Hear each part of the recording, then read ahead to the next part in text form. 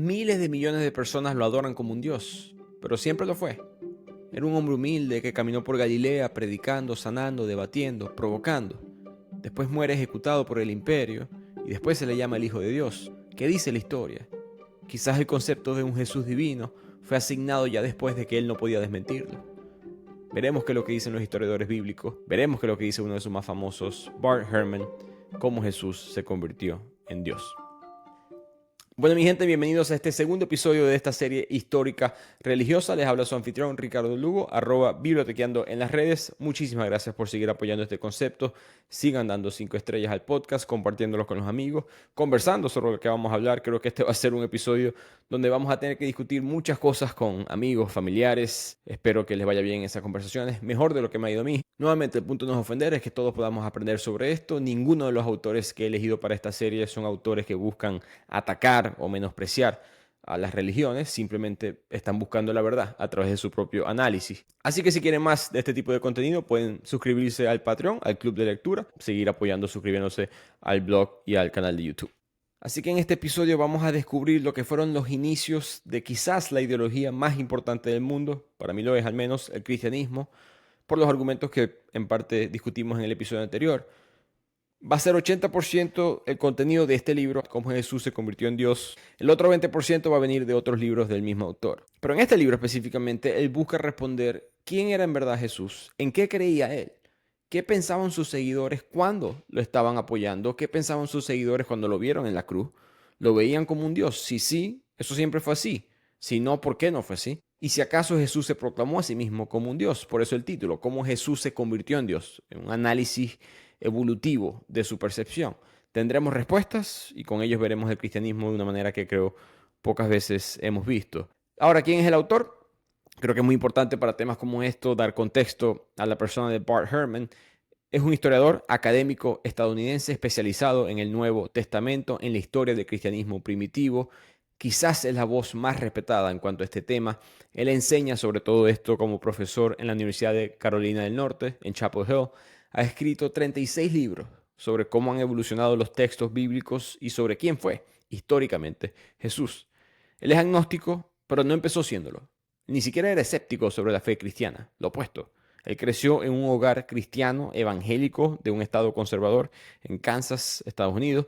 De joven estudió en el famoso, por lo menos en este país, instituto llamado el Moody Bible, que es una escuela fundamentalista que te enseña la lectura literal de la Biblia. Nada de interpretaciones, sino lee esto literalmente. Y de ahí se fue a Wheaton College, otra institución cristiana, donde aprendió griego clásico, porque hay que leer el Nuevo Testamento, si lo quieres analizar de verdad, en el idioma original. Si recuerdan el episodio de Profundis, episodio 157, la carta de Oscar Wilde, desde la cárcel, Oscar Wilde empieza a leer el Nuevo Testamento y él dice, me parecía triste tener que escuchar las palabras de Jesús de la traducción de una traducción. Refiriéndose a que Jesús hablaba arameo, se escribió esto en griego clásico, pero yo lo estoy leyendo en inglés. Así que él, por razones de fe, no por debatir religión, sino para aprender más de su propia fe, él aprende griego clásico para acercarse a Jesús. Y más adelante hizo un doctorado en Princeton Theological Seminary, especializándose en crítica textual. Muy importante que estudió eso, porque esa es la disciplina del estudio de los manuscritos antiguos. Es un esfuerzo, es un arte más que una ciencia para determinar cuál fue realmente el texto original. Menciono todo esto para que entendamos que Bart Ehrman fue un cristiano por gran parte de su vida, y no cristiano de tatuaje de la Virgen María o un crucifijo en el collar, sino de verdad cristiano, fundamentalista, interpretando la Biblia literalmente, con una fe establecida, de familia cristiana, su esposa era cristiana, sus amigos son cristianos, sus profesores son cristianos. Él veía e interactuaba con el mundo a través del cristianismo. Pero durante sus estudios se topó con algo bastante inquietante. Los manuscritos del Nuevo Testamento, de los Evangelios, no eran iguales entre sí. Y no me refiero a que el Evangelio de Lucas dice algo diferente al Evangelio de Juan. También vamos a hablar de esas diferencias. Sino de que entre copia y copia del mismo Evangelio habían diferencias. Por ejemplo, una de las copias de los manuscritos del Evangelio de Marcos es el Códice Vaticano B de burro, escrito en el año 325, se estima, después de Cristo, y termina abruptamente en Marcos 16:8. Para los que quieran escuchar este episodio con Biblia, vamos a tener varios versículos que mencionaremos. En ese versículo se acaba todo. Jesús ya está crucificado, las mujeres huyen del sepulcro, el Jesús resucitado existe, pero no se le aparece a nadie. Pero después hay otra copia, de unos 75 años después, conseguida en Egipto, en Alejandrina, que incluyen unos versículos del 9 al 20, donde Jesús ahora se le aparece a los discípulos y no solamente les habla, sino que da instrucciones, entre ellas de evangelizar el resto del mundo. Y ese es un ejemplo de miles que consiguió Bart Ehrman. Y eso de por sí es preocupante, pero más preocupante para el autor es que entre más se acercaba a Jesús, a la fecha en vida de Jesús, entre más se acercaba al primer siglo, los manuscritos tenían más errores, más variaciones, más se alejaban de la historia que él había aprendido en la Biblia, la misma que tú y yo seguramente hemos leído. Que lo llevó a hacerse una pregunta aún más incómoda. ¿Cómo puede decirse que la Biblia es infalible, que la Biblia es la palabra de Dios, si los propios textos de la Biblia están cambiando con el tiempo? Un momento que debió haber sido duro. Este es un hombre que le han enseñado a interpretar de manera literal las enseñanzas que están escritas en la Biblia, que esta es la palabra de Dios, pero él con sus propios ojos está viendo los manuscritos, está viendo los cambios. ¿Cómo es lo que me enseñaron, verdad? Y creo que es verdad, él es religioso todavía cuando se entera de esto. Pero ¿cómo es esto que yo estoy viendo y tocando también, verdad? Estoy asumiendo quizás incorrectamente que muchas personas están familiarizadas con la Biblia, pero hay 4 evangelios en el Nuevo Testamento que relatan la vida de Cristo: Mateo, Marcos, Lucas y Juan. Y Bart Ehrman está viendo estos evangelios y dice, ¿cómo es que Mateo, Marcos y Juan reportan que Jesús caminó en el agua, pero Lucas no? ¿Qué pasó? ¿Se le olvidó? ¿Vio al Hijo de Dios caminar en el agua y decidió, no, sí, esa parte no es tan importante para relatarla en la historia? ¿O por qué en el Evangelio de Marcos no sale Poncio Pilato famosamente lavándose las manos después de condenar a Jesús a la muerte? Como veremos más adelante, fue política. Pero entonces, ¿por qué los otros 3 sí lo hacen? Empezó el autor a hacerse todas esas preguntas y con eso llegó la ruptura con 2 doctrinas que lo habían moldeado fuertemente, espiritualmente. Primero, la doctrina de la inerrancia bíblica, esa creencia que la Biblia es perfecta, sin errores, directamente dictada por Dios. Y eventualmente la doctrina del cristianismo en general y la religión. Se aleja por completo de esta creencia. Un hombre que creció, vivió, respiró, comió, bebió, comulgó cristianismo, pero la historia y la evidencia fue demasiado pesada para él. Un paréntesis aquí, yo me relaciono mucho con él. Yo fui católico creyente por 25, 26 años de mi vida. Creo que abandoné por completo, no te sé decir con exactitud cuándo sucedió, pero hace unos 10 años calculo yo. Antes de eso era un hombre que veía esto como una verdad. Con miedo a Dios, con miedo al infierno, me hacía mis preguntas porque es mi estilo de persona, pero no profundizaba lo suficiente hasta que leí a Bart Ehrman. Hasta que leí su primer libro y eso me llevó a otros libros y eventualmente me alejé de la religión, no por la Inquisición, no por ética debatible, sino por esto que van a escuchar hoy, en gran parte. Porque si la literatura es mi amor, creo que la historia es mi amante. Yo leyendo de historias sobre la religión, en este caso la cristiana, me alejé de la misma. El otro día un seguidor me preguntó por Instagram, supongo alguien que no escuchó bien el episodio, que por qué yo no decía nada de Islam. Que sí lo voy a decir en la serie, ¿no? Pero se preguntó que por qué no voy a hablar tanto del Islam. Hay 4000 religiones en el mundo. Yo que no soy creyente y el que sea que está enfrente debatiendo conmigo, vos y yo estamos de acuerdo en 3999. La única que vos sí crees que es verdad y la que yo no creo que es verdad es esta. Entonces, ¿para qué vamos a gastar tiempo en las otras? ¿Me entienden? Si yo te digo que hay un comerciante árabe analfabeta en el desierto que se le va a aparecer el arcángel Gabriel de los judíos, que habla hebreo pero de repente va a hablar árabe, que tuvo campañas militares donde asesinaron a personas, que se teletransportó desde Arabia hasta Jerusalén para que 2000 años después todos se estén peleando por un pedazo de tierra, el único en el Medio Oriente que no tiene petróleo. Si yo te digo esa historia, vos no te la vas a creer. Entonces, ¿para qué vamos a pelear sobre esa? Peleemos sobre la que sí te crees. Y estoy parcializado aquí, pero yo pienso que la manera óptima de ser ateo es pasando primero por la religión. Si no, quedas vulnerable psicológicamente. Creo que quedas dispuesto a creer en algo más. A veces la religión es como el alcohol, que es bueno en pequeñas dosis en la adolescencia. Si no lo pruebas nunca y después ya en la adultez experimentas con eso, te puedes perder. Esto que hizo Herman tiene que tener su valor, ¿no? Vivir en un mundo donde todos a tu alrededor creen en lo que tú crees, donde es una verdad absoluta. No estamos hablando de que este partido político es mejor que el otro, no, sino una verdad absoluta que rige tus valores como ser humano. Y tú mirar alrededor y decir, ¿saben qué? Están equivocados y me voy a salir de esto. Eso tiene creo que su beneficio para la mente. No significa que quedes inmune para siempre, pero por lo menos ya demostraste que lo puedes hacer. Siempre doy el ejemplo del país de Islandia, donde mitad de las personas son ateas, pero un tercio de las personas creen que los duendes existen. No has pasado por lo que pasó Herman, simplemente naciste en un lugar donde ser ateo es común. Si hubiese nacido en Argelia, fueras musulmán. Si hubiese nacido en Venezuela, probablemente fueras católico. Pero volviendo al autor, el hecho de que él pasó por la religión lo han convertido en un hombre bastante problemático para la religión cristiana. Porque a diferencia de un joven o una joven de 25 años que está en la universidad en el occidente de Berlín, Bart sí sabe cómo piensa el religioso, él sí conoce sus historias, sí conoce la dinámica, sabe cómo responderles. Los debates de Herman en YouTube con fundamentalistas religiosos son espectaculares. El día que alguien invente la tecnología para colocar esos debates en un líquido que yo me pueda inyectar en las venas, se hacen rico conmigo. Él me recuerda un poco a Stoner, hace un par de episodios, un hombre normal, camisa de cuadro, se ve que tiene como el celular colgando en esos estuches de cuero negro en la correa del pantalón, como que un hombre común y corriente, pero extremadamente inteligente, nadie puede con él. En los debates, si lo quieren empezar a leer, les recomiendo el primer libro, Did Jesus Exist? Si Jesús existió, y este va a ser el resumen más corto en la historia de Bibliotequeando. La respuesta es sí, pero muy poco de lo que crees que sabes de este hombre de hace 2000 años es la historia correcta. Empecemos con el resumen. El autor arranca estableciendo cuáles son nuestros puntos de partida, qué es lo que sabemos con seguridad de Jesús desde el punto de vista histórico, con rigor histórico.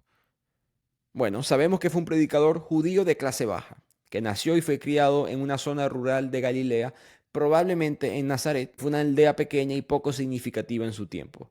Es muy probable que fuera analfabeto, como la mayoría de las personas de su entorno. No existen registros de eventos significativos durante su infancia y juventud. En algún momento aprendemos que en su vida adulta comenzó a predicar mensajes de carácter apocalíptico. Llegaremos a eso, proclamando intervención divina, estableciendo un reino justo en la tierra. Dicho mensaje tenía implicaciones políticas y sociales que desafiaban las estructuras de los poderes existentes, principalmente las autoridades romanas y las élites judías. Su mensaje llamó atención de estos dos grupos. Fue arrestado, condenado por los romanos bajo cargos de sedición, considerados crímenes contra el Estado. Fue crucificado, un castigo reservado para los delitos políticos, no los delitos religiosos. Hasta ahí es su historia. Pero luego pasó algo extraordinario desde el punto de vista histórico. Después de su muerte, sus seguidores empezaron a afirmar que Jesús era divino. Personas como Pedro, Pablo, María Magdalena, reportes que tuvieron experiencias, visiones, alucinaciones, que convencieron con ellas de que Jesús había resucitado y había sido exaltado al cielo. Pero es muy nebulosa esa parte de la historia. Aparentemente Jesús es un Dios, pero ¿se convirtió en Dios? ¿O siempre fue Dios? ¿Nació Dios? ¿O fue un ser humano primero? ¿Cómo sucedió todo esto? Para el creyente la pregunta es hasta tonta. Jesús no se convierte en un Dios, no hubo ningún tipo de evolución en su persona ni percepción. Él siempre fue Dios, él lo sabía, él lo dijo, sus seguidores lo sabían, por eso lo apoyaban. Pero cuando uno lee los evangelios con atención, en su idioma original, las primeras copias, especialmente los tres primeros evangelios, Marcos, Mateo y Lucas, los llamados evangelios sinópticos porque se parecen mucho en su estructura y relato, el de Juan es muy diferente, ya también llegaremos a eso. Si lees esos tres evangelios, hay mucha diferencia, se cambia la historia entre ellos, pero tienen algo en común. En ninguno de los tres, Jesús dice abiertamente que Él es Dios.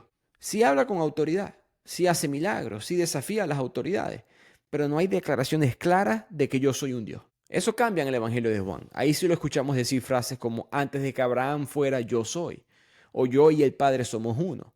Entonces, ¿por qué hay tanta diferencia entre los evangelios? Dice el autor, porque seguimos leyendo estos documentos con los ojos del siglo XXI y no con los ojos del primer siglo cristiano. Era otro mundo y hay que entender el contexto en cómo fueron escritos y hay que analizarlos textualmente, históricamente y críticamente con ese contexto. Para hacerlo hay que entender algunas cosas. Primero, que los autores de los evangelios no escribieron con la intención de reportar sucesos como historiadores. Ellos no estaban tratando de proporcionar información biográfica, ellos estaban escribiendo con la intención de contar la buena nueva de Jesús. Es decir, tenían un interés personal, religioso, tanto en el contenido del evangelio como en la forma en que se presentaba.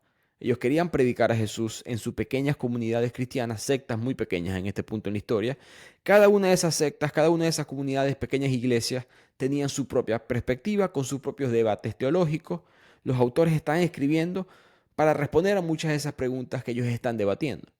Para responder las preguntas de su época, no de la nuestra. Una época donde, por ejemplo, un emperador podía ser considerado divino, un dios. Emperadores que representan el imperio que asesina a Jesús. Quizás los autores de estos evangelios quieren que Jesús compita con estos emperadores. Entonces ese es el primer factor. Segundo factor es que todo esto fue transmitido oralmente. La historia de Jesús se contó de una manera oral, no escrita. Y no estoy hablando de que se contó por unos días, semanas o años, sino por décadas. Durante el ministerio de Jesús y después de su crucifixión, los primeros cristianos estaban buscando llevarle las buenas nuevas al resto de las personas.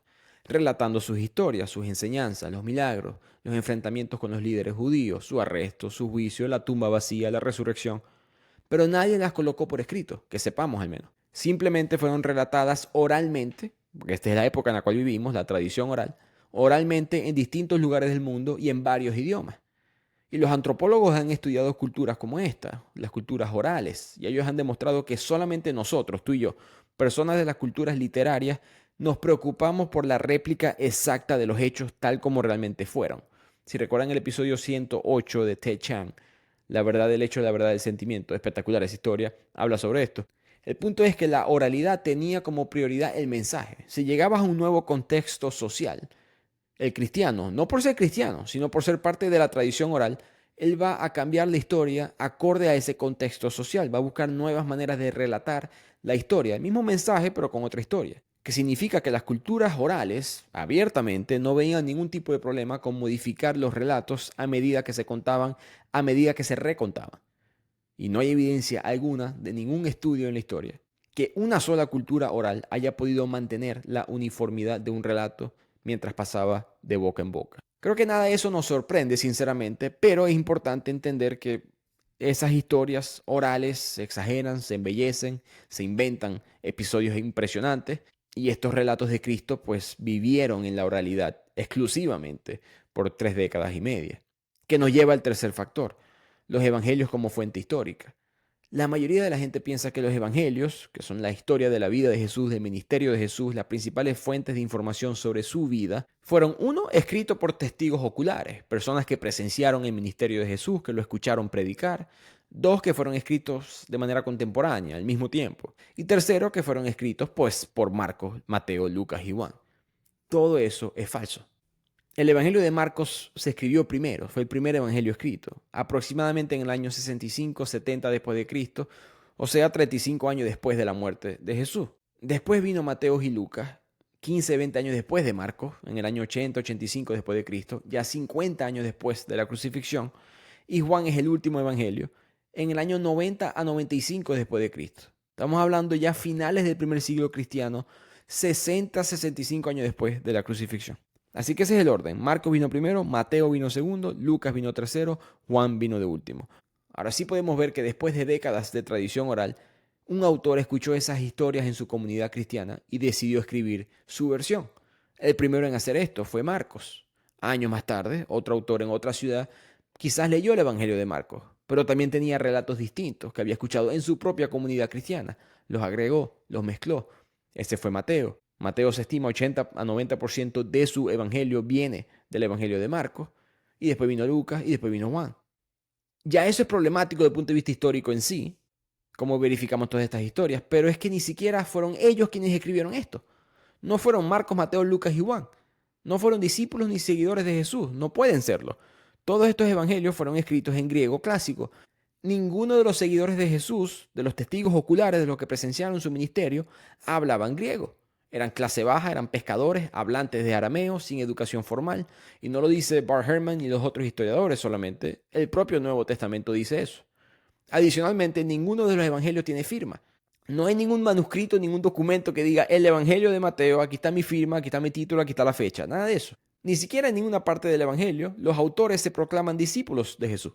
Así que sea quien sea que los escribió, los publicó y después circularon en el mundo cristiano durante décadas, quizás siglos, y no fue hasta el año 150, quizás el 200, en ese periodo de 50 años después de Cristo, valga la redundancia, que se les asignó los nombres de Marcos, Mateo, Lucas y Juan por razones religiosas. Pero ellos no son los autores. Y esto es quizás poco conocido, pero impactante. Los originales se perdieron. No tenemos los evangelios originales. Los manuscritos que tenemos fueron escritos en el año 125 al año 250 después de Cristo. Sabemos que el contenido del de Marcos, por ejemplo, fue escrito probablemente mínimo en el año 70 después de Cristo. Pero la copia de ese escrito que tenemos ya vino en el siguiente siglo. Y ya mostramos que entre copia y copia hay errores. Entonces, ¿qué pasó entre la original y la que sí tenemos? Bart Ehrman y los demás historiadores tienen que decir, tienen que concluir, hay errores que nunca vamos a saber cuáles son. Y por supuesto hay otros evangelios que no fueron incluidos en la Biblia. En el siglo XIX se descubrió el evangelio de Pedro en Egipto, que es rarísimo. En la crucifixión, Pedro está mirando a Jesús en la cruz, pero está hablando con otro Jesús. Hay dos Jesús, el que está siendo crucificado y otro que está al lado de él.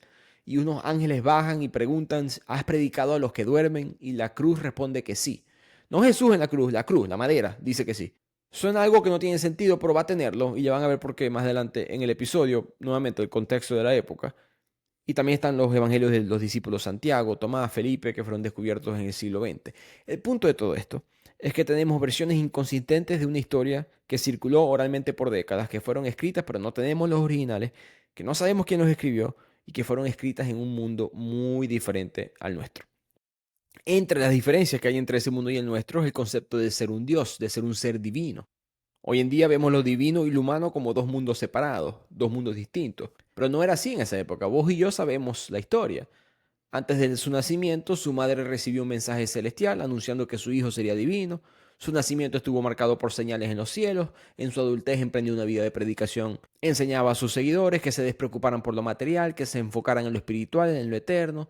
Sus discípulos llegaron a creer que no era un humano común, sino el Hijo de Dios. Realizó milagros, curaciones, exorcismos, resurrecciones. Eso que les acabo de leer, esa no es la historia de Jesús, es la historia de Apolonio de Tiana, un predicador en el Oriente Medio, de los más famosos en su época. Apolonio también fue perseguido por los romanos, pero su alma no podía ser destruida. Según sus discípulos, él ascendió al cielo y después apareció resucitado.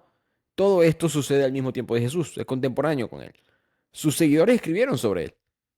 Pocos lo conocen hoy en día. Los primeros cristianos decían que Apolonio era blasfemia, que era mentira, que era un fraude, y los seguidores paganos de Apolonio decían lo mismo de Jesús. Y por cierto, Apolonio eventualmente se dijo que era el hijo de Zeus, el hijo de Dios. Así que esto era común en la época. Alejandro Magno, emperadores, cualquier persona que parecía mística, diferente a meros mortales, se les asignaba historias divinas de religión. Pero para que se conviertan en un dios, por definición tienes que ser un mortal primero. Y en ese mundo es que se escriben los evangelios. Es difícil precisar exactamente cuándo cambió la percepción, cuándo ocurrió el cambio de personas que dejaron de ver a Jesús como un mortal y lo empezaron a ver como un Dios, pero ocurrió, definitivamente ocurrió, dice el autor. Si vamos al siglo IV cristiano, ya no vemos ningún tipo de debate. Jesús significaba lo mismo que ser un Dios, pero no siempre es así. ¿Cómo sabemos eso? Aquí es cuando se pone excelente este libro. De aperitivo, bueno, una de las evidencias que tiene el autor es el concepto de la Santísima Trinidad. Dios es una sola esencia, el Padre, el Hijo y el Espíritu Santo, Jesucristo siendo el Hijo, pero al mismo tiempo las otras dos. El hecho de que crearon este concepto teológico es evidencia de que en la época existía el debate, la pregunta, ¿cómo podía Jesús ser Dios y Dios ser Dios y aún así solo haber un único Dios? Tiene que ser que en algún punto comunidades cristianas no lo veían como el Hijo de Dios o no lo veían como un Dios.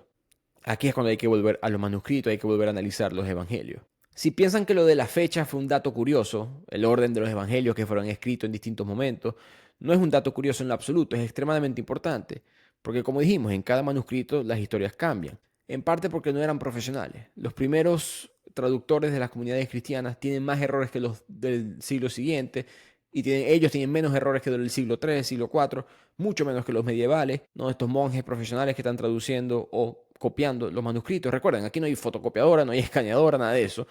Literalmente tienes un pergamino con el escrito, un rollo con el evangelio, y tiene que alguien más copiar exactamente lo que dice ese rollo. Y aquí los que están viendo en video pueden ver la imagen. Así se escribía en la época. No había separación entre las palabras, no habían letras en mayúscula, no habían signos de interrogación ni exclamación. Era muy difícil, en verdad, leer y escribir. Por eso es que en las copias que tenemos, que Bart Ehrman ha leído y otros historiadores, hay cientos de miles de errores. Escuchen esto. Hay más errores en las copias del evangelio que lo que hay palabras en el evangelio. Es impresionante para mí. Pero no son solamente errores de que me equivoqué en este cambio, que me equivoqué en una coma, sino interrogación. También hay cambios que son intencionales, que cambian la historia. ¿A qué cambio se refiere el autor? Bueno, la lista es demasiado larga, pero aquí respiro hondo y voy con algunos. En el Evangelio de Marcos se dice que Jesús murió después de la Pascua judía. En el de Juan se dice que murió en el día antes. No pudo morir en ambos días. En un evangelio se dice que Jesús cargó la cruz todo el camino. En otros que lo ayudó Simón de Cirene. ¿Cuál es la verdad? Depende cuál leas.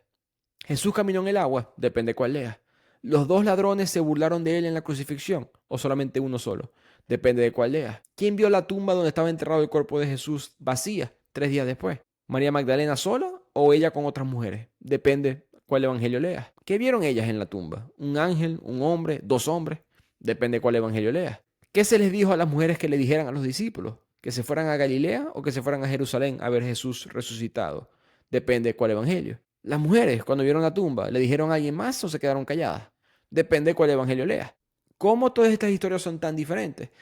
Porque cada evangelio tiene un enfoque, un propósito, dependiendo en qué comunidad cristiana se encontraban, dependiendo cuál era el debate que estaban buscando resolver, a qué grupo buscaban convencer. Los autores pues alteraron la historia. No con malas intenciones como quizás muchas personas en el presente asumen, simplemente en el contexto de su época. Ellos no estaban escribiendo la Biblia, ellos no sabían lo que estaban haciendo, ellos estaban escribiendo su propio evangelio, buscando darle una guía filosófica, religiosa, espiritual, para mantener la historia viva de su Dios, de su profeta, y responder a debates, preguntas políticas, sociales, teológicas de la época. Aun si todo esto, supongamos por un momento, no es así, pero supongamos que todo esto fue escrito por testigos oculares, que en verdad son Marcos, Mateo, Lucas y Juan, los discípulos de Jesús. Si vos y yo y dos personas más presenciamos exactamente lo mismo y nos llaman a un juicio, pero los cuatro decimos una historia diferente, no somos testigos confiables. El autor da un ejemplo bíblico de esto, en el camino de Jesús a la cruz, después de ser sentenciado que le está cargando la cruz para ser crucificado.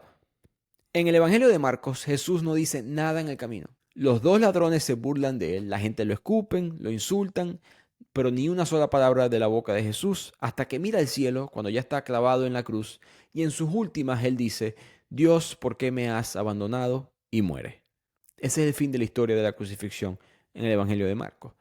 En el de Lucas, de repente Jesús está enseñando teología en el camino. Con la cruz encima, él le dice a unas mujeres que lloran por él, hijas de Jerusalén, no lloréis por mí, llorad más bien por vosotras mismas y por vuestros hijos. Y ya clavado en la cruz, él tiene una conversación con uno de los ladrones, y solamente con uno, el otro se burla de él, que es esa famosa conversación donde un ladrón le dice, Jesús, acuérdate de mí cuando vengas en tu reino, y Jesús responde, en verdad te digo, hoy estarás conmigo en el paraíso. Más adelante Jesús en la cruz dice, Padre, perdónalos porque no saben lo que hacen, y al final, en vez de decir lo que dijo en Marcos, Dios, ¿por qué me has abandonado? Él dice, Padre, a tus manos te encomiendo mi espíritu.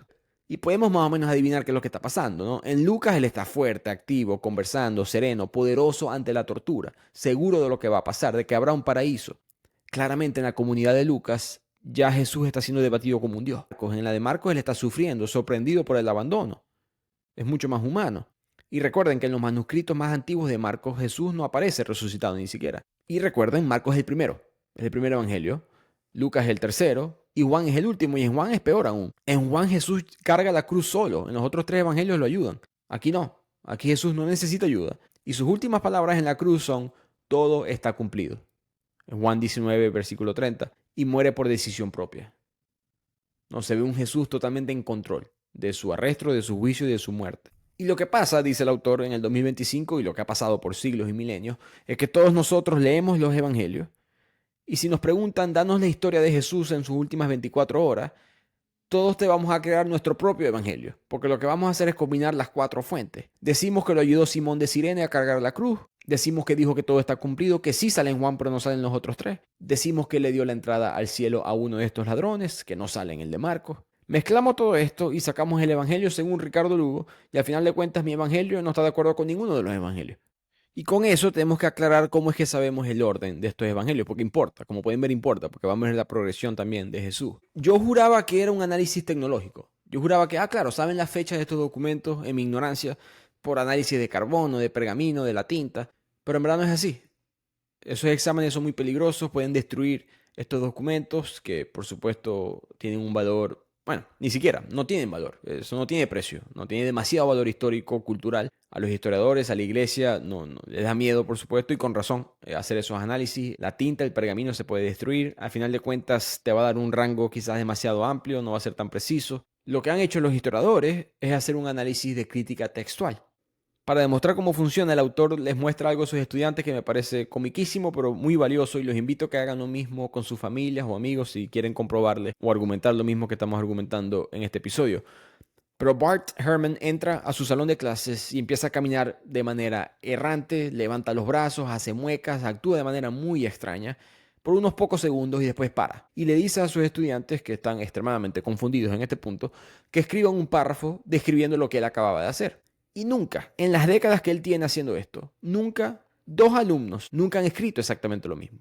A pesar de que todos acaban de presenciar lo mismo hace unos pocos segundos, no 35 años después. Entonces pongámonos nosotros en ese salón. si Bart Ehrman se da cuenta que un estudiante tiene exactamente lo mismo que escribió otro estudiante? La conclusión lógica, lo que todo el mundo pensaría, algún estudiante se copió del otro. Bueno, eso es lo que pasa con los tres evangelios sinópticos, Marcos, Mateo y Lucas, los primeros tres. Si los colocas uno al lado del otro, ¿no? Si tienes tres hojas en la misma parte del evangelio y los tenemos en orden cronológico, ¿no? En la primera hoja tenemos a Marcos, después tenemos a Mateo y después tenemos a Lucas. Recuerden, esto es en el griego clásico original. En ocasiones vemos que Marcos, Mateo y Lucas escriben lo mismo. En otras ocasiones vemos que Marcos y Mateo escriben lo mismo y Lucas no. Lucas lo cambia, lo modifica o quita por completo la parte que Marcos y Mateo sí escribieron. En otras ocasiones, Marcos y Lucas escriben lo mismo, Mateo lo modifica o lo quita por completo. Entonces, Mateo y Lucas casi nunca coinciden exactamente en el lenguaje de un pasaje, al menos que Marcos también lo haga. La conclusión lógica, Marcos escribió primero, Mateo y Lucas tuvieron acceso al Evangelio de Marcos de alguna manera u otra y la utilizaron como fuente. En algunas veces dejaban la historia exactamente como la tenía Marcos, en otras veces ellos la alteraban y le cambiaban. Por eso que a veces Mateo se parece a Marcos pero no a Lucas y Lucas se parece a Marcos pero no a Mateo. Y por si acaso, no es copiarse. Copiar es una palabra muy fuerte y para nosotros suena como alguien copiándose un examen. Me refiero a que estaban leyendo el manuscrito de Marcos y estaban replicando ciertas frases y cierta estructura, historia en sus propios evangelios. Ahora, ¿cómo sabemos cuándo fueron escritos? Las fechas, porque eso importa. Porque alguien puede decir, ok, Ricardo, bueno, no yo, Bart Ehrman, ok, está bien. No fueron Marcos, Lucas, Mateo y Juan quienes escribieron esto, pero ¿por qué estás diciendo que lo escribieron en el año 70 y no quizás lo escribieron en el año 35? Porque no está mucho más cerca de la muerte de Jesús. Al final de cuentas, como dijeron ustedes, historiadores, esto no tiene firma, no tiene título, no tiene autor. ¿Quién quita que esto no fue escrito mucho antes? Bueno, es difícil buscar la fecha de algo cuando no hay ningún tipo de información, pero les doy este ejemplo. Digamos que dentro de 2000 años consiguen un artículo de mi blog, de mi Substack, impreso. No tiene título, no tiene nombre, no tiene fecha, nada. Digamos que el artículo es el que qué pensaría Dostoyevsky de la violencia política de hoy en día. Y en ese artículo consiguen que yo menciono el ataque de las Torres Gemelas. Un evento extremadamente reportado. Los historiadores dentro de 2000 años tienen bastante evidencia de que ese evento sucedió. La conclusión lógica es que si yo escribí eso, yo tuve que haber escrito esto después del ataque de las Torres Gemelas. Imposible que lo haya escrito antes. Esa es la fecha mínima. Podemos decir, a partir del 11 de septiembre de 2001, a partir de la tarde, supongo, del 11 de septiembre, es posible que Ricardo haya escrito esto. Pero ¿cómo se consigue la fecha límite? ¿Cómo cerramos ese rango? Bueno, podemos buscar algún otro artículo o escrito que haya mencionado mi artículo. Entonces, por ejemplo, si conseguimos un artículo que está hablando sobre la muerte reciente del Papa Francisco y sabemos la fecha de ese evento, mayo de 2025, y en ese mismo artículo, por alguna razón, me mencionan a mí, mencionan a mi artículo. Entonces ahí pueden cerrar el rango. Este artículo de este autor desconocido fue escrito entre el 11 de septiembre del 2001 y mayo del 2025. Eso fue lo que pasó con el Evangelio de Marcos. Marcos habla de la destrucción del templo de Jerusalén en el Evangelio, que es un evento muy reportado cuando el templo fue destruido en el año 70 después de Cristo por los romanos durante la primera guerra judeo-romana. Ahí se abre el rango, se cierra el rango con el autor cristiano Justino Mártir, ya en el año 150 después de Cristo, que él cita pasajes del Evangelio de Marcos. Pero ese rango se va a cerrar, porque ya sabemos que Mateo y Lucas tomaron a Marcos como fuente, y Mateo y Lucas son citados en otros escritos a principios del segundo siglo de la iglesia primitiva. Así que Marcos no pudo haber sido en el siglo II. Entonces es entre el año 70 y el año 99 después de Cristo.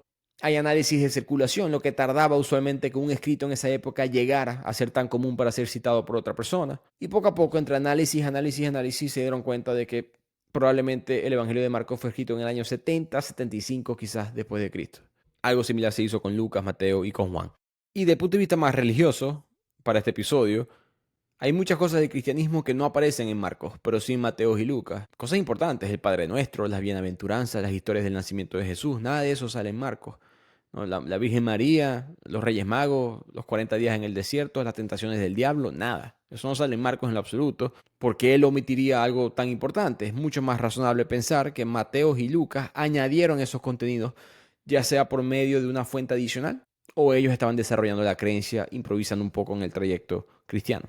Y si ustedes dicen, bueno, pero antes de los evangelios estuvo Pablo, y Pablo está más cerca de Jesús, sí.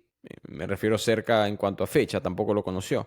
Sí, el apóstol Pablo, este judío que perseguía a cristianos, que los consideraba inferiores, blasfemia, que tiene una visión de Jesús resucitado y se convierte al cristianismo. Hablamos de su historia en el episodio anterior. Él funda las primeras iglesias, le manda cartas a estas iglesias, las que ustedes conocen de la Biblia.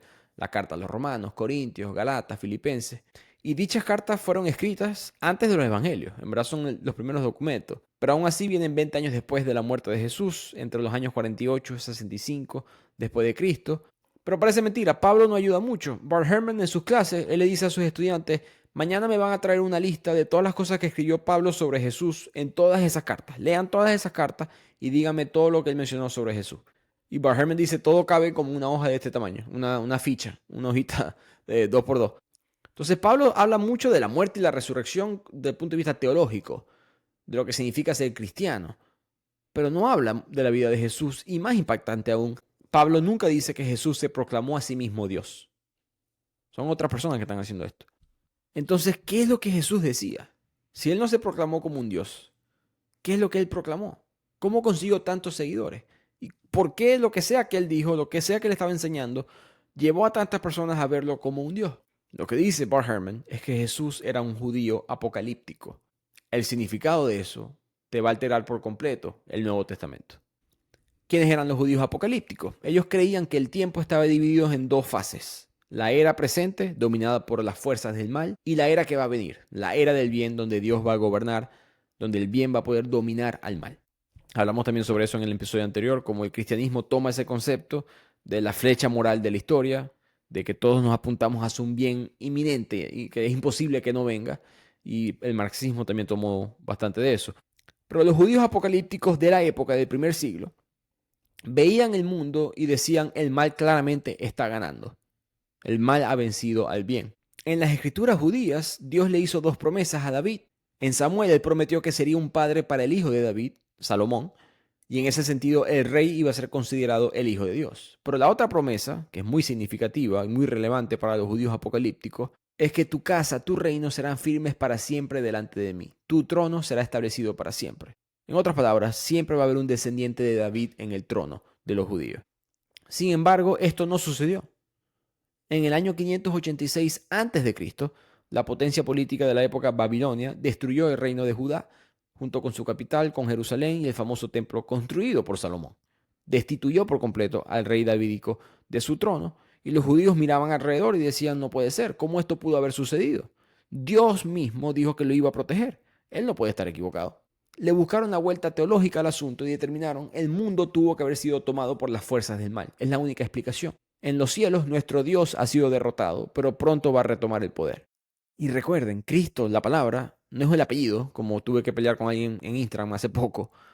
Es simplemente la traducción griega de la palabra hebrea Mesías, que era el título más común que utilizaban los cristianos para referirse a Jesús. Pero ¿qué significa el término Mesías para un judío palestino del primer siglo? En hebreo, Mesías significa ungido, y ungido en este contexto siempre implica algo como escogido, especialmente honrado por Dios.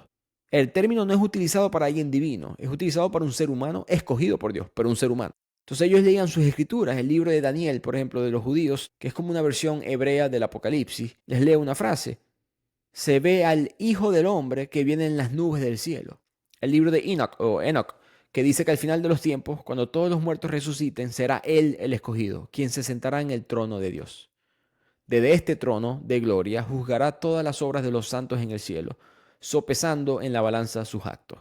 En un punto, este juez cósmico de la tierra es llamado el Mesías.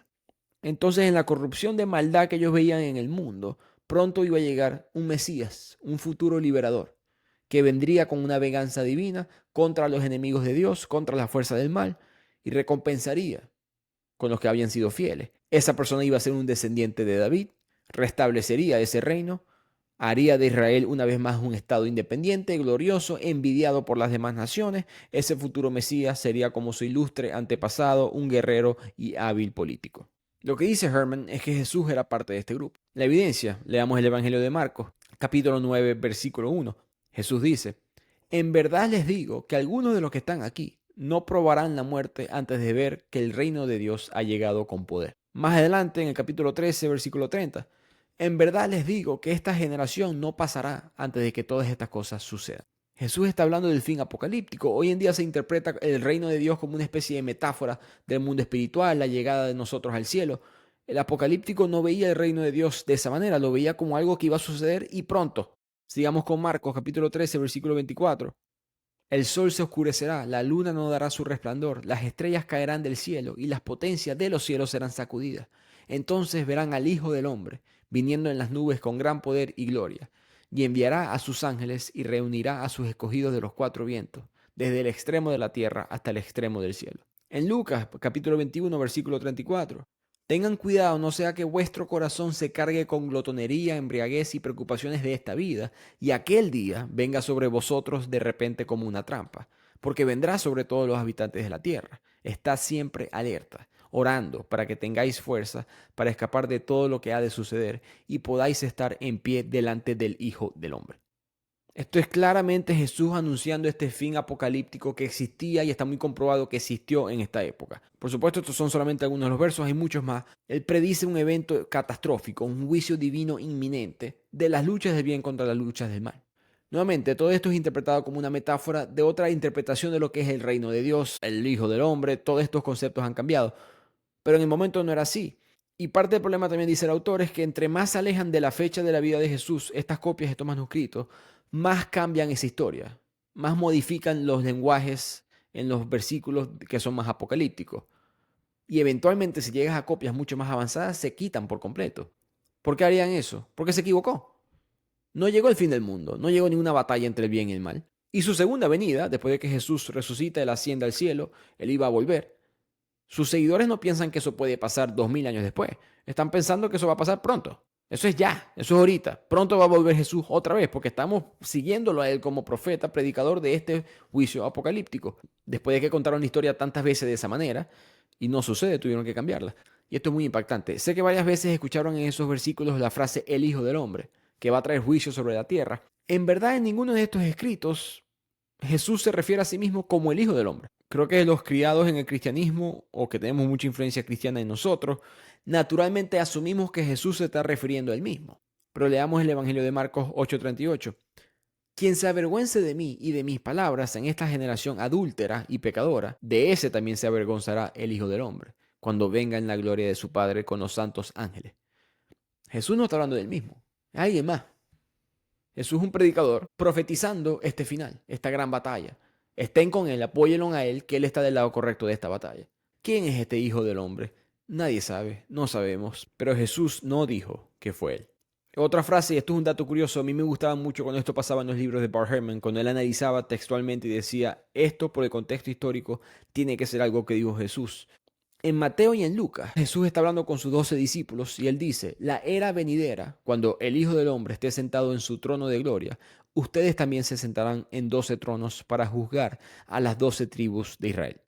No sé si se dieron cuenta de lo que dijo Jesús ahí, pero es muy impactante la frase, porque muestra a Jesús humano. Probablemente Jesús sí dijo esto, porque ¿por qué Jesús diría 12 discípulos? No, si Jesús es Dios, él sabe lo que va a suceder, entonces serían 11 discípulos, no 12. Ya sabemos lo que va a pasar con Judas. Judas lo va a traicionar y se va a suicidar. Eso, por cierto, históricamente está bastante atestiguado. Más la traición de Judas a Jesús que el suicidio, pero con bastante confianza podemos decir que eso fue lo que pasó. Mi punto es que eso seguramente sí lo dijo Jesús. Alguien 60 años después que sabe lo que Judas va a hacer, no le va a dar un trono en el cielo a Judas. Y continuando con este concepto apocalíptico, Jesús comenzó su vida pública siendo bautizado por Juan el Bautista. Y Juan el Bautista es un predicador apocalíptico. La mayoría de los estudiosos de estos escritos creen que Jesús probablemente comenzó como discípulo o seguidor de una manera u otra de Juan el Bautista antes de separarse y comenzar su propia misión. Entonces el comienzo de la vida de Jesús es apocalíptico, el final es apocalíptico, como el medio no lo fue. Todo indica que todos estos seguidores de Jesús durante su vida creían que él era un ser humano, que era este Mesías, que no significa un Dios, prometido que iba a liberar al pueblo de Israel, al pueblo de los judíos. Esto, por cierto, explica también muchos reportes históricos de por qué los seguidores de Jesús estaban armados con frecuencia, ¿no? Están esperando esta batalla. Pero al final, Jesús no hizo nada durante su vida que llevara a alguien a pensar que él era el elegido. Él no vino sobre las nubes del cielo para juzgar a vivos y muertos, él no fue un sacerdote, nunca levantó un ejército, no expulsó a los romanos, y en ningún punto los judíos están esperando una especie de resurrección. Eso no era lo que el Mesías debía hacer. Era destruir las fuerzas del mal. Era destruir al enemigo. Pero el enemigo destruyó a Jesús. Para la mayoría de los judíos eso fue punto y final. Quizás algunos miraban a Jesús de manera escéptica. Quizás este es el profeta, quizás él tiene razón. Vamos a ver qué pasa. Pero después ellos mismos van a ver a Jesús en la cruz, crucificado. Y ahí está, listo, confirmado. Jesús no es el Mesías. Por definición, la crucifixión desacreditó por completo esta idea, demostró que los discípulos estaban equivocados, hasta que llegaron a creer que Jesús había resucitado de entre los muertos, y esto les hizo volver a creer en lo que antes ya había sido desacreditado, en que Jesús sí era el Mesías y que el Mesías ahora significa ser un Dios. Con eso tenemos que buscar responder una pregunta más complicada todavía: ¿de dónde sale la resurrección? Bueno, tenemos que mirar la muerte de Jesús. Herman empieza a analizar los escritos y él dice, bueno, Jesús llega a Jerusalén durante la última semana de su vida para celebrar la Pascua en la ciudad capital. Estas son cosas verídicas desde el punto de vista histórico. Estamos muy seguros que esto sucedió. Él causó un disturbio en el templo. Estaba prediciendo, probablemente con su típico tono apocalíptico, y que sería destruido en el juicio venidero. Esa escena famosa del molesto con los comerciantes. Esto hizo que las autoridades locales le prestaran atención. Los encargados del templo y de la vida en Jerusalén eran conocidos como los saduceos, que eran unos judíos pero de la aristocracia. Muchos de ellos eran sacerdotes que administraban ese templo. Tenían interés en mantener el status quo exactamente como estaba, y entendían que muchos de los creyentes esperaban y hasta anticipaban que lo que Dios había hecho antes con Moisés iba a volver a suceder ahora. Alguien iba a poder liberarlos de esta opresión, y que eso iba a suceder en la celebración de la Pascua. Por eso que el gobernador romano de Judea, que normalmente residía en la ciudad costera de Cesarea, viajaba a Jerusalén en Pascua, para asegurarse de que no hubiese ningún tipo de disturbio político. Según todos los relatos que tenemos, Jesús pasó la semana previa a las fiestas de Pascua en Jerusalén, predicando su mensaje apocalíptico. Estaba reuniendo cada vez más seguidores, la gente lo escuchaba, algunos aceptaron su mensaje, el movimiento estaba creciendo, ahí los líderes empezaron a actuar. Y aquí es cuando entra Judas Iscariote. En verdad no hay ningún tipo de registro que Jesús públicamente, me refiero con otras personas, con extraños en las calles, se haya nombrado a sí mismo como el rey de los judíos. Pero al saber eso entendemos cómo es que Judas traicionó a Jesús. Porque cuando las autoridades arrestan a Jesús y lo entregan a Poncio Pilato, la acusación en contra de él es que se había proclamado a sí mismo rey de los judíos.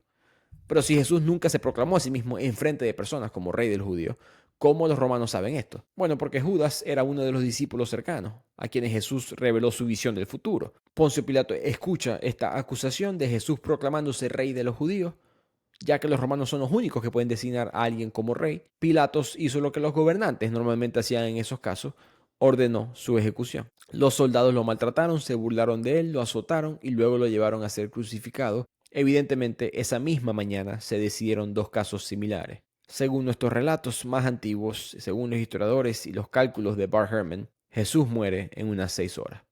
Y se pueden preguntar con razón, bueno, pero esto que está diciendo Bart Ehrman es simplemente su interpretación. ¿Qué importa si es un historiador? Al final de cuentas está interpretando, es una disciplina histórica. Eso es válido, la pregunta es válida, pero quiero que entiendan que esto se siguió con principios que él detalla mucho más bien en el libro. No los quiero aburrir mucho con esto, pero hay un principio histórico de la investigación histórica que se llama la atestación independiente. Si algo sale en distintas fuentes, independientemente, pues por supuesto tiene mucha más validez de ser cierto. La referencia de Juan el Bautista cumple con este principio. Del otro lado de la moneda, cuando Jesús nació, se nos dice en Mateo que unos sabios siguieron una estrella para venir a adorarlo cuando él era un infante. Pero eso solamente sale en Mateo. También utilizaron el criterio de la disimilitud, que me gusta me parece bastante humano. Si algo es relatado en contra de tu propia imagen, de tu propia conveniencia, es mucho más probable que sea cierto. No, si un político confiesa en plena campaña, sí, yo me robé ese dinero, yo soy corrupto, eso es mucho más probable que sea cierto a que si otras personas dicen que él es corrupto. Entonces, que Jesús haya nacido en Nazaret, por ejemplo, un pueblo irrelevante. Recordemos, este es un mundo greco-romano que glorifican lo glorioso, la fuerza, el reinado, la aristocracia.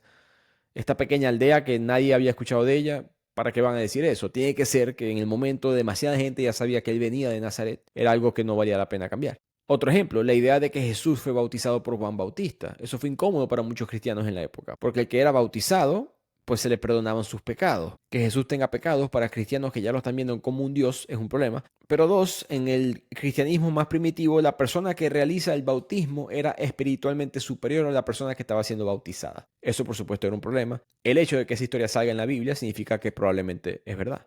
Y por último está el criterio de la credibilidad contextual, que es lo que hemos hablado durante todo este episodio. Hay que ir a la época. Si algo parece anacrónico, es menos probable que sea auténtico.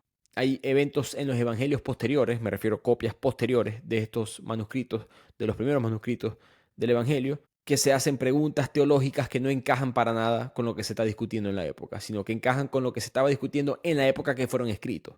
Si vemos un diario de Malinche, ¿no?, la indígena antes de la llegada de Cortés, una de las mujeres más importantes de la historia, top 3, top 5 más importantes de la historia, la que traduce y tiene más influencia de lo que ustedes creen en la conversación entre el reinado español y el imperio mexica o el imperio azteca, Montezuma.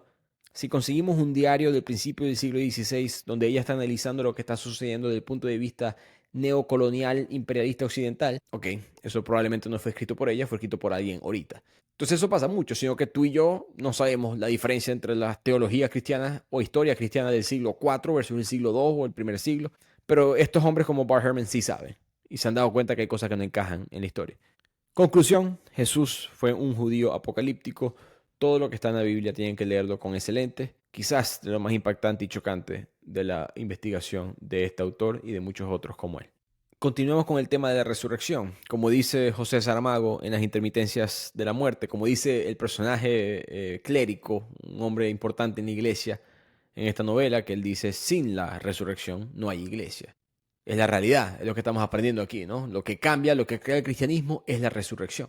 Si no, la historia muere. Solo después, cuando los discípulos creyeron que su maestro crucificado había resucitado, comenzaron a pensar que en algún sentido Jesús debía ser Dios. El problema de la resurrección es que todas las historias de la resurrección son diferentes en los evangelios. Ninguna es consistente. Entonces buscamos responder las preguntas más populares de la resurrección en base a los evangelios. ¿Quién fue la primera persona en ir al sepulcro? ¿Fue María Magdalena sola? Eso es lo que dice el Evangelio de Juan. ¿O fue María junto con otra María? Que eso es lo que dice Mateo. ¿O fue María junto con otra María y Salomé? Que es lo que dice Marcos. ¿O fue María, Juana y muchas otras mujeres? Eso es lo que dice Lucas. La piedra ya estaba removida cuando llegaron al sepulcro. Marcos, Lucas y Juan dicen que sí. Y Mateo explícitamente dice que no. ¿A quiénes vieron ahí? A un ángel. Eso es lo que dice Mateo. Un hombre. Eso es lo que dice Marcos. A dos hombres. Eso es lo que dice Lucas. Fueron inmediatamente a contarles a algunos discípulos lo que habían visto. Eso es lo que dice Juan que pasó. ¿O no? Se quedaron tranquilas, como dice Mateo, Marcos y Lucas. Se les dijo a las mujeres que le dijeran a los discípulos que Jesús los iba a encontrar resucitado ya en Galilea. Eso es lo que se dice en Mateo y Marcos. O que recordaran las instrucciones que ya él había dado antes en Galilea, que es lo que dice Lucas. ¿Dónde fue que lo vieron? ¿En Galilea, que es lo que dice Mateo, o en Jerusalén, que es lo que dice Lucas? Entonces creo que entendieron el punto. Y aquí es cuando importa leer bien lo que dicen los textos originales. En ningún evangelio dice cuándo Jesús resucitó, en qué día. Se dice que las mujeres llegan al tercer día al sepulcro. Pero en verdad ninguno dice si él resucitó ese día. Puede haber sido en la mañana, puede haber sido un día antes, capaz hasta resucitó una hora después de haber muerto. Todo eso del tercer día es para encajar con una profecía hebrea. Y si comparamos las cartas de Pablo y los escritos de Pablo, él escribe una lista bien larga de las personas que presenciaron a Jesús resucitado, pero él no menciona a ninguna mujer. Ya vimos que los evangelios solamente mencionan mujeres. Y porque conozco mi ganado, sé que muchas personas están diciendo, Ricardo, es que sí resucitó. Esa es la única explicación posible. ¿Qué importa si habían 2 o 3 mujeres? ¿Qué importa si en verdad fue a Galilea o a Jerusalén? El punto es que hay suficientes personas diciendo que resucitó. La tumba estaba vacía, Jesús resucitó. Pero hay problemas graves con esa historia. Uno, los romanos no tomaban el cuerpo de alguien que habían torturado y asesinado de esa manera, que lo habían humillado, y después le daban un entierro digno. Eso no es lo que hacían. Lo que históricamente sí está reportado, los romanos colgaban el cuerpo por varios días, lo dejaban en la cruz por varios días, hasta que se descomponían o eran devorados por animales. Solamente en casos muy excepcionales, cuando un familiar obtenía un permiso especial del gobernador, se podía retirar un cuerpo para su entierro. Que es el argumento que sale en el Evangelio de Marcos en relación a José de Arimatea, un judío aristócrata, seguidor de Jesús que pagó dinero para darle un entierro digno. Y casos excepcionales para ti y para mí suena excepcional, porque es Jesús el Hijo de Dios, el fundador de la iglesia cristiana, pero en el momento no lo es, no es un caso excepcional. Y en las prácticas judías sí se enterraban con un entierro digno, pero Poncio Pilatos no va a respetar eso. Los emperadores romanos no respetaban las creencias religiosas de los que son condenados a muerte. Jesús no es asesinado por los judíos, es asesinado por los romanos. El autor en verdad no piensa que esa tumba existió, pero supongamos que sí hubo una tumba vacía. Supongamos que las mujeres llegaron 3 días después y vieron la tumba vacía. El autor dice, aún así eso no comprueba la resurrección. Eso no es suficiente evidencia. Hay varias opciones. Uno quizás sobrevivió. Dudoso, los romanos sí sabían hacer algo, era matar gente. Segundo, alguien robó el cuerpo. Quizás los propios discípulos para poder afirmar resurrección más adelante. O si lo de José de Arimatea es cierto, bueno, capaz tenía ofrendas, joyas, dinero. Los ladrones, que era común en esta época, quizás robaron el cuerpo. Tercero, quizás alguien sin mala intención decidió trasladar el cuerpo a otro sepulcro. El gobernador por razones políticas o de seguridad. Cuarto, quizás las mujeres fueron a la tumba que no era, y por eso estaba vacía. Quinto, toda la historia fue de hecho una leyenda. Y sé que mucha gente va a estar en desacuerdo con eso, está bien, es la creencia de cada persona. Pero si alguien me escucha y es evangélico, o sea, no cree en la Virgen María, ¿te crees en las apariciones de la Virgen María? ¿Por qué sí crees en la existencia de Jesús? Porque se ha aparecido, hay visiones, alucinaciones, etcétera, de Jesús, pero no te crees en la de la Virgen María. La Virgen María tiene más reportes, de hecho, oficiales de apariciones que Jesús. La más famosa quizás en Fátima, en Portugal, donde en el siglo XX, mucho más fácil de comprobar, por lo menos hay más testigos, que reportaron que vieron a la Virgen María en grupo. Ya hablamos de Apolonio de Tiana, que también fue reportado como resucitado. ¿Crees en él? Rómulo, el fundador de Roma, fue visto después de morir. ¿Crees que eso pasó? Los mormones. Y no sé si conocen bien la historia, pero Joseph Smith consigue las planchas de oro con el nuevo evangelio, la nueva instrucción cristiana. Y hay 11 testigos de esto. 4 de ellos firmaron affidavits, declaraciones juradas, que presenciaron esto. Al ángel Moroni entregarles esas planchas de oro a Joseph Smith en la tierra sagrada de Nueva York. ¿Por qué no te crees eso, pero sí te crees la resurrección? Hay una aparición también muy reportada de Mahoma en el mundo islámico. ¿Por qué no te crees esa? Eso es lo que dice el autor. Todo esto la gente se lo cree porque viene de la Biblia. Y ven ese documento como algo de mucho más valor. Sí lo ven como la palabra de Dios. Los otros no. Recuerda que al principio les dije que por qué Marcos no puso a Poncio Pilato lavándose las manos. Bueno, porque en el Evangelio de Marcos, el más antiguo, Pilato autoriza la ejecución de Cristo, pero se ve bastante neutral, administrativo, en control de lo que está pasando. No hay mucho énfasis en su carácter, en su intención, simplemente cumple su rol. En el siguiente evangelio, en el de Mateo, Pilato se lava las manos públicamente. Yo soy inocente de la sangre de este justo. En Lucas, el tercero, Pilato declara a Jesús inocente 3 veces. Incluso lo envía a Herodes, al rey, que también lo encuentra inocente. Pilato pareciera que quiere soltar a Jesús, pero el pueblo insiste, el pueblo judío que está alrededor. En Juan, el último, el más tardío de los evangelios, Pilato discute largamente con Jesús sobre la verdad, el reino, discute en teología, discute en filosofía y repite varias veces que yo no encuentro delito en este hombre. Y dice que se lo entrego a ustedes. Si se dieron cuenta en la progresión de lo que está pasando, bienvenidos al antisemitismo del siglo XXI versión cristiana. Está poco a poco uniéndose personas gentiles a la iglesia cristiana. Al principio todo el mundo era judío en esta religión y poco a poco llegan personas que eran paganas. Esa evolución de Poncio Pilatos como un hombre ignorante que simplemente ve a Jesús libre pero no puede hacer nada al respecto porque los judíos están allá afuera implorando que castiguen a este hombre que está cometiendo blasfemia a su fe. Eso no fue lo que pasó. La realidad es que Poncio Pilato sabía lo que estaba haciendo. Jesús fue simplemente su cita de las 10 de la mañana. Con el tiempo se culpa a los judíos por la muerte de Jesús, porque los propios paganos, que son los culpables, o sea, los romanos son los culpables, no quieren verse como los culpables de la crucifixión de este hombre. Y por la separación de los judíos que no creían que Jesús era el profeta y a otros judíos que se convirtieron en cristianos que sí, poco a poco le echan la culpa a los judíos que quedaron en el pasado de la idea. Pilatos al final fue un gobernador romano. Es cruel, es violento, es despiadado, sin el menor interés de mostrar misericordia ni bondad a sus súbditos, ni respeto por las sensibilidades religiosas de los judíos. Si vemos los evangelios en orden cronológico nuevamente, entre más avanza el tiempo, entre más tarde llegamos a los evangelios, hay más intentos de comprobar que Jesús resucitó físicamente, no solamente espiritualmente. En Marcos Jesús resucita porque el sepulcro está vacío, el cuerpo ha desaparecido, pero más tarde en Mateo se refuerza la idea de una resurrección mucho más física, porque Jesús aparece ante sus seguidores y algunos hasta lo tocan. En Lucas es aún más claro, porque Jesús se le aparece a sus discípulos y les dice explícitamente que Él tiene carne y hueso. Están aclarando los evangelios que no es un espíritu, sino es un hombre en carne y hueso. Por eso no lo dijeron los primeros dos. Y Él les dice, tóquenme para que lo comprueban. Lucas capítulo 24, versículo 39. Y hasta come después enfrente de ellos en el versículo siguiente. Más tarde en el evangelio de Juan, el último, Jesús ahora cocina y todo, les prepara comida a los discípulos, y cuando uno de ellos duda, Él los invita a que pongan su dedo en la herida, en el hueco que Él tiene en la mano. Pregunta, ¿por qué eso no sale en Marcos? Jesús resucita, el discípulo va y le toca con el dedo en la mano, y Marcos no contó eso. ¿No es mucho más probable que históricamente, para convencer a las personas de que Jesús era un Dios, Estos evangelios a finales del primer siglo están respondiendo los debates que están ocurriendo a finales del primer siglo. Evidencia que esa conversación ocurre es que en los evangelios los discípulos dudan mucho, más de lo normal, más de lo necesario. O sea, los discípulos tienen a este hombre enfrente, resucitado, pero aún así están dudando. ¿Por qué eso sería así? Porque incluso cuando lo tocan en carne y hueso, él tiene que cocinar un pedazo de pescado para convencerlos a ellos. En Hechos, fuera de los evangelios, pero en Hechos, en otro escrito del Nuevo Testamento, después de su resurrección, Jesús pasó 40 días con sus discípulos dándoles muchas pruebas de que él había resucitado, de que ese era él. Damas y caballeros, 40 días. ¿Cuánto tiempo tiene que estar una persona contigo para que te des cuenta que está ahí? Ahí no están respondiendo hechos históricos, ahí están respondiendo un debate teológico. Entonces, ya que los reportes de los evangelios están claramente motivados por razones políticas, ¿de dónde sale esta idea que Jesús resucitó? La conclusión del autor es que tuvieron visiones de él. Eso sí tuvieron, una visión de que Jesús había resucitado. Él estima que 3 o 4 personas, aunque posiblemente fueron más, tuvieron visiones de Jesús después de su muerte.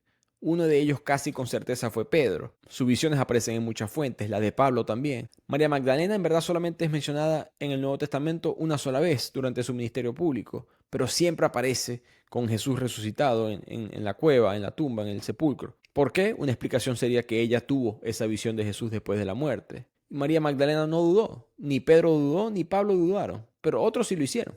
Y a medida que esas historias de las visiones de Pedro, Pablo, María Magdalena y otras personas fueron dando vueltas en la tradición oral, pues se contaron, se recontaron, fueron embellecidas, magnificadas. En pocos años se dice que Jesús resucitó, que discípulos de Jesús lo habían visto, cuando eso en verdad no sucedió.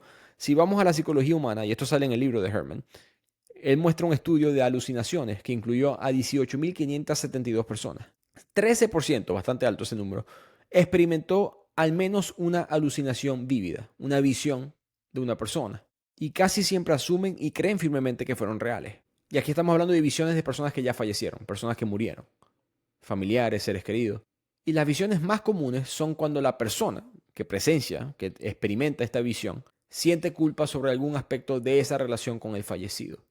Recordemos, todos los discípulos traicionaron, negaron o huyeron de Jesús en el momento de necesidad. Curiosamente, después de la muerte de un ser querido, el estudio también comprueba que los sobrevivientes tienden a idealizarlo. Suavizan los aspectos difíciles de su personalidad, lo recuerdan solamente con sus cualidades positivas. A veces las personas fundan comunidades para buscar que otras personas recuerden a esa persona bajo esa imagen. Y más importante aún, el estudio encontró que estas experiencias ocurren con mucha más frecuencia. Ese 13% aumenta significativamente cuando de esa persona que murió, murió de una manera trágica. Todo eso encaja con la historia de Jesús y esto está mucho más comprobado por la ciencia. Una de las apariciones de la creencia de resurrección de Jesús muy famosa es Pablo, el apóstol Pablo, que él dice que 500 hermanos, 500 personas, vieron a Jesús al mismo tiempo. Eso está reportado en sus escritos. Y Pablo es una fuente bastante verídica. Pero Pablo es el único que menciona esto. Piensen en eso por un segundo. 500 personas vieron a Jesús y nadie más reporta esto, solamente Pablo. Si eso en verdad pasó, ¿por qué no sale en los evangelios? ¿Cómo los evangelios no van a mencionar que 500 personas vieron a Jesús? Es muy poco probable que esto haya pasado y por eso que me gusta Bart Ehrman. Él no piensa que los discípulos inventaron esto. Él piensa que de verdad estas personas tuvieron esas visiones, sufrieron algo extremadamente traumático, fueron perseguidos, estaban bajo mucho estrés, estaban buscando el perdón, estaban tratando de encajar un poco con el mensaje cristiano, se sentían muy culpables de la muerte de su profeta, de su líder, sentían que lo habían abandonado, que todos huyeron y eventualmente empezaron a ver esas visiones y empezaron a reportarlas. Y empezaron a creer espiritualmente que esto es lo que había sucedido. Pero en vida siempre lo vieron como un ser humano, con ideas muy interesantes, pero un mortal, un ser humano. Después viene esta historia de la ascensión, de Jesús elevado hacia el cielo, se devuelve hacia el cielo, que nunca es mencionado, por cierto, en los evangelios. Es mencionado en el Hecho de los Apóstoles, que es otro libro del Nuevo Testamento. Y ni siquiera estamos claros qué significa resucitar. En la época, resucitar podía ser espiritual. ¿Recuerdan esa historia que les conté de Pedro? El evangelio de Pedro, que está Pedro mirando a Jesús siendo crucificado, pero también hay otro Jesús al lado de él. Eso es lo que él estaba pensando. La historia es relatada con esa teología. El concepto que alguien podía resucitar en espíritu, pero que la persona está ahí en la cruz todavía, físicamente muerta. Para Lucas no es así. Para Lucas la resurrección es un cuerpo. Él hace énfasis en su evangelio a este punto. Y esa mezcla de factores es lo que crea el concepto de Jesús igual a Dios. Él muere, hay visiones sobre él, hay una tumba que está vacía, supuestamente. Hay una mezcla de conceptos de la divinidad de los griegos, de los paganos, de los romanos, de los judíos. las enseñanzas del propio Jesús, la llegada del Hijo del Hombre, al Jesús morir, empiezan ellos a decir quizás el Hijo del Hombre que iba a bajar del cielo era Él. 60, 70 años después de la muerte de Jesús, estos cristianos que creen, genuinamente creen en esto, están diciendo, claro, cuando Jesús dijo el Hijo del Hombre que iba a bajar del cielo para el reinado de este mensaje apocalíptico, Él se refería a Él mismo. Por supuesto, en el momento Jesús no se refería a Él mismo. Más la tradición oral, más los evangelios, más la progresiva divinidad de Jesús en la misma historia, eventualmente lo elevan y lo convierten en un Dios. Como hicieron con emperadores, le dieron el nacimiento divino, dicen ahora que nació de una virgen, lo elevaron y empiezan a contar la historia como un Dios desde el principio, cuando en realidad eso no fue así. Por eso que les dije que los tres evangelios, Marcos, Lucas y Mateo, son mucho más similares en estructura, se parecen más a la realidad. No son la realidad, pero se parecen más a la realidad de un hombre judío apocalíptico con después teología encima.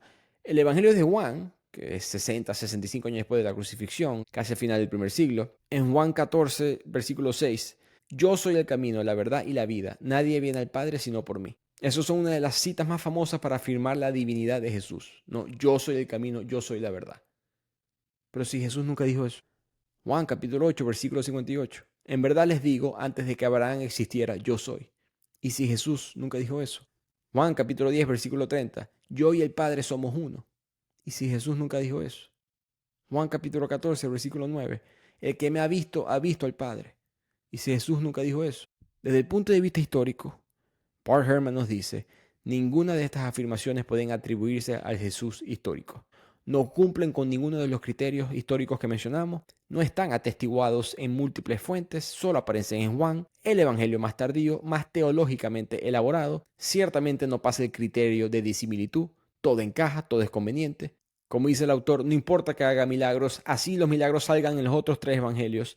Era cultura en la época que otras personas hicieran milagros. En la Biblia hebrea, los profetas Elías y Eliseo realizan milagros extraordinarios. En el Nuevo Testamento, los apóstoles Pedro y Pablo también realizaron milagros, pero eso no los hace dioses, ni hijos de Dios. Cuando Jesús perdona pecados, Él nunca dice yo te perdono. Jesús dice tus pecados te son perdonados. Eso implica que un Dios otorgó el perdón. Uno de los milagros más famosos de Jesús, Jesús convierte el agua en vino. Eso sale en el Evangelio de Juan. Juan el Bautista cuando dice que el Cordero de Dios que quita el pecado del mundo, también sale en el Evangelio de Juan. La divinidad de Jesús no fue inmediata y sin la creencia de esa divinidad, el cristianismo probablemente hubiese muerto o hubiese permanecido como una pequeña secta judía, no una secta cristiana. Por eso que los primeros cristianos se enfrentaron a esa crisis lógica y teológica. ¿Cómo puede ser Jesús divino y aún así adorar un solo Dios? ¿Cómo puede ser Jesús un hombre? Porque lo vimos como un hombre por mucho tiempo, pero al mismo tiempo ser un Dios. Ese problema viene de toda esta historia, de toda esta evolución, que nos lleva al concilio de Nicea. Todo el mundo piensa que la iglesia es desde el principio, ¿no? Que la iglesia católica empezó desde el día uno. No hay mucha evidencia de que Pedro, de hecho no hay evidencia de que Pedro en verdad fundó la iglesia católica en Roma. La ortodoxia vino después. Aquí voy con una lista rápidamente, ya estamos en el final del episodio, de las distintas creencias que habían en el primer siglo, primeros 2 siglos del cristianismo. Están los adopcionistas, que decían que Jesús era solamente un humano, no era divino. Están los docetistas, que decían que Jesús era divino, pero nunca tuvo un cuerpo real. Están los gnósticos, que decían que Jesús era un ser intermedio entre Dios y los humanos, ni aquí ni allá. Habían grupos que ni siquiera creían que la resurrección debía ser física. Los ebionitas, que decían que creemos en Jesús, pero Jesús es judío. Así que hay que mantener las creencias judías, las leyes, las costumbres. Los marcionistas que creían mucho más en Pablo, que la ley fue creada por Dios, el Dios de los judíos, y Jesús les entregaba la salvación. Así que Jesús sí era un Dios, pero era otro Dios, diferente al Dios de los judíos. Tertuliano, en el siglo II, siglo III, él dijo, ok, entonces creemos en el Padre y en el Hijo. Todavía no ha llegado el Espíritu Santo. Creemos en el Padre y en el Hijo, pero el Padre es mayor que el Hijo, ¿no? Por lógica. Y mucha gente dijo que sí, otros dijeron que no. Que Jesús siempre había existido, que Jesús estaba a la derecha del Padre siempre, bajó al cielo a través de la Virgen María y nació. Entonces tiene la misma edad de Dios. Y los judíos que habían analizado el libro de Génesis en la creación y como que, pero ¿dónde está Jesús en todo esto? Nunca se mencionó el Hijo de Dios en ninguna otra parte y de repente Jesús siempre existió. En verdad nunca fue una línea recta donde gente se salió de la ortodoxia. Es que la ortodoxia se fundó en el siglo IV, ya en el concilio de Nicea, donde se va a declarar qué es lo que es ortodoxia, qué es lo que es herejía. Constantino, el emperador, que es el que organiza este concilio, este hombre que elimina la criminalidad del cristianismo, la persecución cristiana, él se convierte al cristianismo, pero el debate en verdad lo cansaba. Le interesaba, pero estaba un poquito fastidiado del debate. No le interesa mucho. ¿Qué importa si existía el tiempo antes de Cristo o no? Que si es mayor, que si es menor. Pueden decidir cuáles son los principios de esta religión para poder ir para adelante con el imperio. En una carta de Constantino, él dice, el origen de dichas cosas me parece extremadamente trivial. Y la divinidad de Jesús es el principal tema. Así que invitan a distintos obispos. El obispo de Roma faltó, de hecho, pero sí mandó a 2 delegados. Pero sí llegan bastantes representantes de las distintas iglesias cristianas. La mayoría de Egipto, Palestina, Siria, Asia Menor y Mesopotamia. Para nada occidental en este punto. Occidental desde el punto de vista cristiano, pero no como lo decimos hoy en día. En total fueron 318 obispos reunidos en junio del año 325. Solamente 20 estuvieron en desacuerdo, 298 de acuerdo, pero Constantino, con su poder militar, con su poder de convencimiento político, hizo que de esos 20, 17 cambiaron de opinión. Los otros 3 nunca firmaron el acuerdo y Constantino, no se preocupen, todo va a estar bien, y los expulsó del país. Esa versión del Concilio de Nicea, de la Santísima Trinidad, de la unión del Padre, el Hijo y el Espíritu Santo, con un Jesús siempre como Dios, es una versión muy diferente a la versión histórica de Jesús de Nazaret, que fue un predicador apocalíptico de las zonas pobres y rurales de Galilea, que ofendió a las autoridades romanas y fue crucificado sin pena ni gloria, sin contemplaciones, evento tan común que fue poco reportado. Quizás lo que él fue realmente en vida nunca lo sabremos con exactitud. Lo que sí sabemos es que hay 2100 millones de personas en el mundo que hoy lo ven como una sola cosa, un Dios. Pensando en lo que me imagino que fue el viaje del autor de Bart Ehrman como cristiano, leyendo estos manuscritos en el lenguaje original, leyendo la Biblia en su versión más primitiva, y cito una frase atribuida supuestamente al gran filósofo occidental Bertrand Russell. El ateísmo es lo que pasa cuando lees la Biblia. El cristianismo es lo que pasa cuando alguien más te la lee. A mí la frase no me encanta porque siempre me ha parecido un poco pretenciosa. Me recuerda un poco a Voltaire, el gran filósofo que dijo, yo no creo en Dios, pero espero que mi vecino sí. Y entiendo lo que está diciendo, pero al mismo tiempo creo que es condescendiente. Es casi como que yo tengo el intelecto superior de llegar a esta idea. Los demás están por debajo, ¿no? Los demás fueron engañados y por eso es que creen en Dios. Por eso que no me encanta la frase, porque mucha gente inteligente, capaz, leyó la Biblia personalmente y llegó a la conclusión de creer. Hay un tono muy fuerte, quizás hasta agresivo, de superioridad moral en esa frase. La razón por la cual elijo la frase es por el concepto de este libro de Bart Ehrman. Tomemos la frase de Bertrand Russell como decir quien leyó la Biblia en su texto original, en el griego clásico. Muy poca gente puede hacer eso. Versus a nosotros, que leímos la traducción de la traducción de una traducción, las copias que fueron basadas en otras copias que se modificaron y se modificaron. Y esa versión pulida, modificada, alterada, es la idea del cristianismo. ¿Qué es lo que sucedió en verdad en el momento? Es otra cosa. A eso me refiero con esa frase antes de que me tiren piedra. Para que no se pongan bravos conmigo y recuerden que les caigo bien, me despido con una frase de la Biblia que sale solamente en el Evangelio de Juan, apropiadamente. El que esté libre de pecado, que tire la última piedra. Muchísimas gracias por escuchar y nos vemos la próxima semana en otro episodio de Bibliotecano.